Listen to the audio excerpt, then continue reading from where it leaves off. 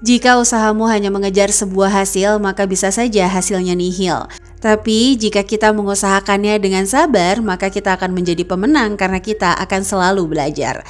Assalamualaikum warahmatullahi wabarakatuh. Ahlan wa sahlan di channel Keluarga Bun Ai. Keluarga yang bercita-cita selalu bersama sampai surga. Amin amin ya robbal alamin.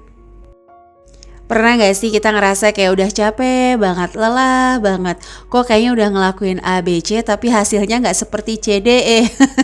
Kok kayaknya kita udah usaha semaksimal mungkin tapi hasilnya tuh kayak gak sama gitu kayak orang-orang. Tapi jujur enggak teman-teman aja, Bun Ai juga selalu ada sisi-sisi insecure gitu ya. Dimana kok aduh kenapa ya memulai di dunia ini tuh baru sekarang baru tahu, kemarin-kemarin kemana. Jadi mungkin kesulitan-kesulitan yang Bun Ai rasakan hari ini adalah balasan gitu ya dari kemalasan dan tidak mau mencoba Bun Ai di tahun-tahun lalu. Oke, kembali lagi Bun Ai mau ngomongin budgeting di keluarga Bun Ai. Nah ini yang Bun Ai ajarkan juga di SMC privat 21 hari. Secara garis umum, mereka itu Bun Ai suruh untuk catat budgetingnya di setiap hari. Kalau kita ngerasa budgeting kurang, income juga belum bisa masuk maksimal, maka satu-satunya senjata kita adalah rajin teman-teman. Yang rajin aja itu budgetingnya masih berantakan, apalagi yang gak mau nyatet sama sekali.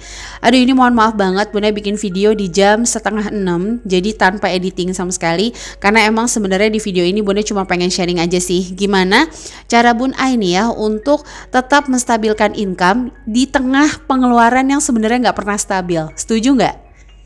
Kalau pendapatan itu selalu aja sama di setiap bulan itu mungkin terjadi alias kita nggak ada income sampingan. Tapi kalau yang namanya pengeluaran itu selalu fluktuatif, jadi pasti aja berbeda-beda. Nah ini Bun Ai lagi bikin video unboxing belanja bulanan, tapi mohon maaf banget nanti akan tayangnya di channel Sketsa Bunda ya, jadi bukan di Keluarga Bun Ai. Nah cara ini tuh ampuh banget untuk ngebidik atau mengetahui lorong borosnya Bun Ai. Biasanya kalau udah nyampe kasir mau belanja barang anak-anak atau belanja barang suami doang, itu selalu Bun Ai pisahin troli. Kenapa? Supaya Bun Ai tahu kira-kira kebutuhan buat rumah berapa sih, kebutuhan anak-anak berapa sih. Karena kadang-kadang kalau barang anak-anak apalagi secara psikologi tuh kita lagi dorong troli, lagi nyari-nyari yang diskon, tahu-taunya anak tuh masukin cemilan, nanya sama kita nggak konsen, cuman aja. Pas di troli mau dibalikin gengsi, nggak dibalikin ternyata cemilannya setara harga sekilo telur misalnya. Jadi Bun Ai udah biasa banget untuk misahin catatan ya. Nah jadi ini tuh struknya Bun Ai pisahin. Biasanya sih ngomong sama kasirnya, Mbak saya mau 2 kali struk ya. Nah nanti yang di struk pertama itu cemilan anak-anak dulu atau kebutuhan rumah dulu sih sebenarnya bebas aja. Nah suami tuh tadinya suka udah sih Bun sekalian aja. Bun Ai pun dulunya nurut banget, sekalian aja deh nanti di rumah baru deh Bun Ai pisah-pisahin sesuai dengan lorongnya. Nah untuk ngebikin lorongnya nanti Bun Ai spill juga ya di akhir ya. Nah ini mohon maaf banget sekali lagi karena videonya no edit, jadi ya udah tampil apa adanya. Mudah-mudahan hari ini tetap bisa upload. Nah lihat ya, ini adalah struk kebutuhan rumah sehingga Bun Ai benar-benar tahu dalam 1 bulan rumah itu menghabiskan biaya berapa sih, untuk anak-anak itu berapa sih. Nah nanti yang untuk anak-anak juga biasanya Bun Ai pisahin keinginan berapa, jajan berapa, kebutuhan berapa. Kalau kebutuhan tuh lebih kayak ke susu, pampers, tapi alhamdulillah banget udah nggak ada yang pakai pampers ya. Kenapa sih seribet itu kayaknya ya budgeting di keluarga Bun Ai? Nggak tahu kenapa, karena Bun Ai ngerasa tidak ada sesuatu yang mudah didapatkan dengan mudah. Jadi kalau kita mau benar-benar mengetahui kepribadian, mengetahui kita jumlah minusnya berapa, kita memiliki semangat untuk cari income tuh berapa sih yang kita butuhin. Jadi dibanding kita kayak ngeluh terus, aduh kebutuhan rumah nih 1 juta nggak cukup. Gayanya udah kayak ibu-ibu apa nggak nih Bun Ai? Atau misalnya kebutuhan anak-anak tuh gede banget, 2,5 juta nggak cukup. Ternyata setelah dipisah-pisahin, ketika kita dihadapkan untuk menghitung dana darurat, sekali lagi ya, dana darurat itu kan adalah dana yang dibutuhkan untuk kita bertahan hidup. bukan standar hidup, apalagi gaya hidup. Nah, kalau Bunda pribadi, gaya hidup mau meningkat boleh, asal imbang sama income-nya. Dan yang kedua, tidak melakukan sifat berlebihan dan mubazir. Itu aja sih indikatornya. Jadi contoh misalnya tadinya anaknya susunya murah, terus tiba-tiba income-nya naik mau jadi susu mahal boleh. Atau misalnya yang setiap hari tadinya makan tempe aja bisa, ketika rezekinya makin Allah berikan, diberikan yang terbaik lagi anaknya, itu boleh banget juga. Oke, ini adalah review harian Bun Ai. Apakah Bun Ai tipikal yang benar-benar konsisten, nyatet? Jujur apa bohong ya? Jujur ya, jujur tuh enggak. Jadi kadang Bun Ai konsisten, kadang juga enggak. Tapi biasanya dengan cara kita biasa nyatet, meluangkan waktu cuman kayak 5 menit aja untuk nyatet, itu akan ada rasa sayang. Wah, kalau nggak nyatet, kemarin-kemarin tuh lagi rajin-rajinnya. Kalau sekarang nggak nyatet, jadi sayang banget. Biasanya seperti itu. Bun Ai juga, dua hal yang paling Bun Ai gak suka adalah nulis sama ngedit sebenarnya. Mungkin video-video Bun Ai tuh terasa ya, terasa biasa pakai banget, karena memang Bun Ai tuh dulunya tuh benar-benar jangankan ngedit, mungkin ngambil foto video itu termasuk orang yang sangat-sangat jarang, bahkan sering lupa. Tapi itu dia, sesuai dengan Al-Baqarah ayat 216, kadang sesuatu yang gak kita sukai mendatangkan kebaikan yang banyak.